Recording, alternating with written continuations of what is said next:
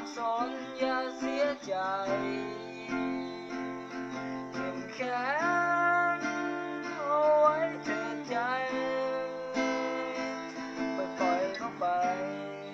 เมื่อใจเขาต้องการปล่อยใจปล่อยวางหักข้างทางที่ฝังอยู่กลางหัวใจปล่อยตัวเองเอาให้เจ้าไปมีชีวิตใหม่ที่ดีกว่าจุดนี้ปล่อยให้ที่ทำหายใจฝังลงไปกลางใจที่บอบช้ำสิ่งที่ดื้อ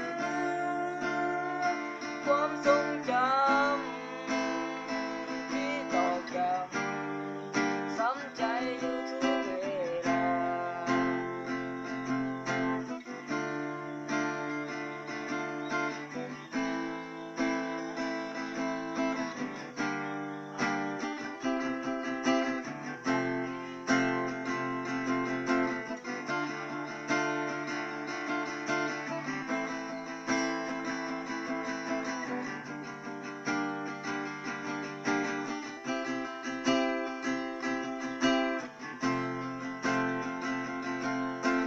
บอกกับตัวเอ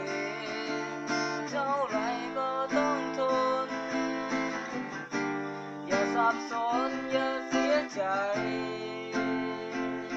เข้มแข็งเอาไว้เถิดใจปล่อยเขาไป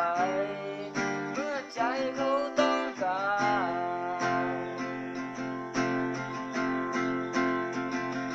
ปล่อยใจ